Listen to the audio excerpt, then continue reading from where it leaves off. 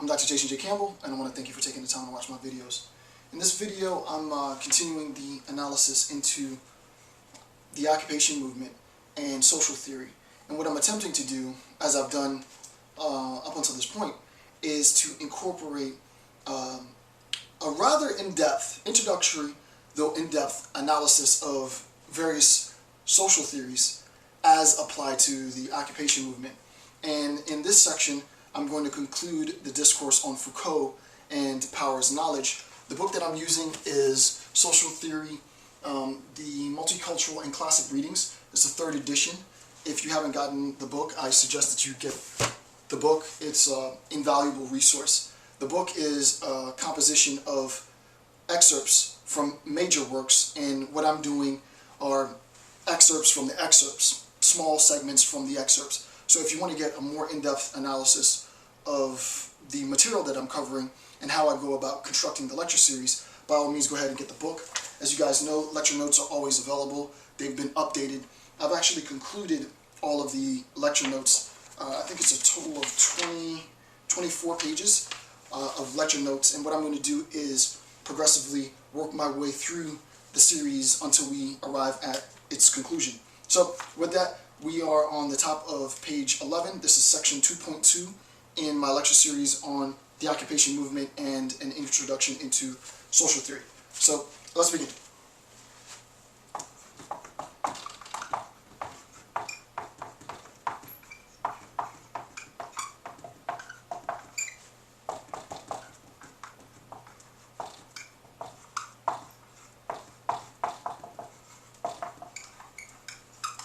This is section 2.2.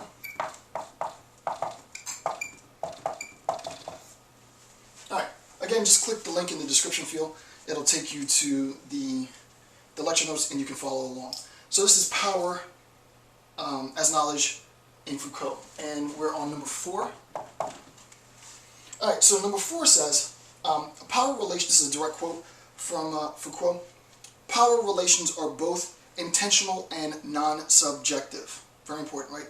Power relations are both intentional and non-subjective. This is a bit complicating there because when we think intentional is driven by the subject, right? I want to do X. I have the intent of doing X. For Foucault, power relations are both intentional and non-subjective. If in fact they are intelligible, this is not because they are the effect of another instance that explains them, right? If they are understandable, if we can make sense of it, it's not because it is a consequence of some other effect that explains it, right? It's not just this sort of domino effect, cause effect. Power relations isn't organized in that manner, but rather because they are imbued through and through with calculation. There is no power that is not exercised without a series of aims and objectives, but this does not mean that it results from the choice or decision of an individual subject. Right. So the first thing that we need to recognize is that power relations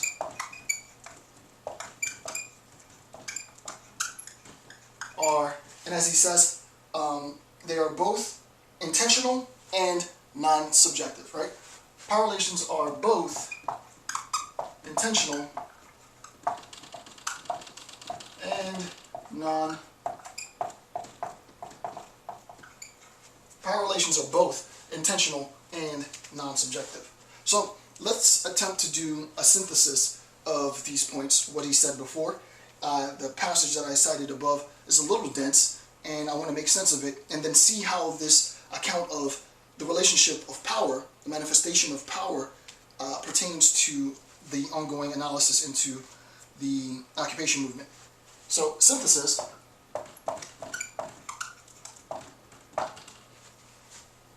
Decentering of self, right? Decentering of self. Power is not about the act, this is me, power is not about the act of individual agents as people exercising their will or their force in the world, right? It's not about individual agents exercising their will or their force in the world or on others.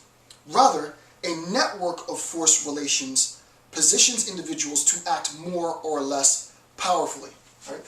So that when we're talking about power, we're thinking of a network of, as we saw before, force relations, right?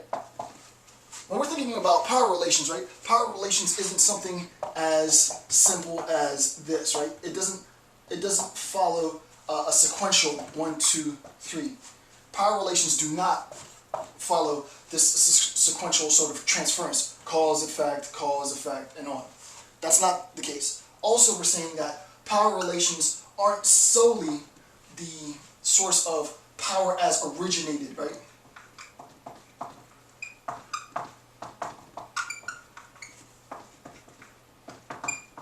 Right, we're also denying this, right?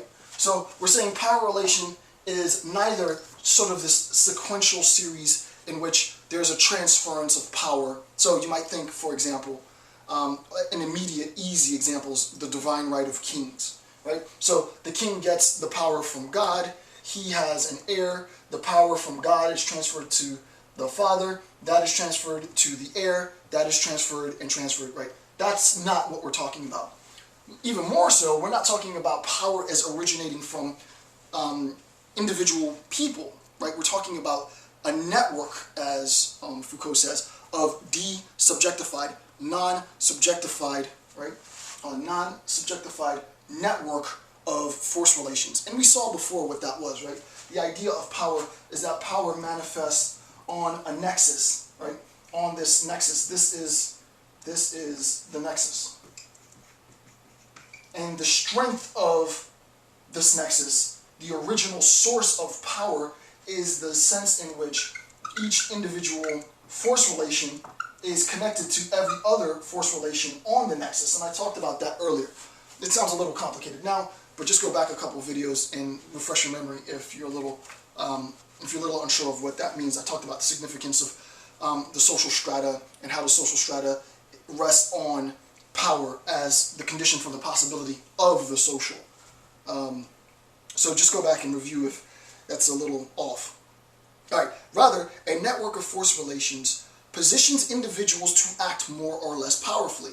It's not the individual agent, him or herself, that serves as a source of power. Rather, the individual is placed in a position of power because a network, a nexus of force relations bolsters that position, right? So that the position is bolstered by power. And I'll give you an example in a couple of seconds, right? So the positionality then is powerful. The individual is merely a means of enacting or suppressing the flow of power, right? So if you think of it, the individual serves as a conduit, right?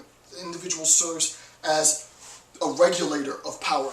Power, in a sense, flows through.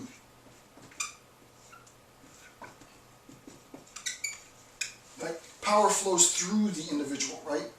And not in this sort of sequential sense, right? It's not that I was given that power by someone and then I enacted. It's that at all times my position is informed by a network of social relations.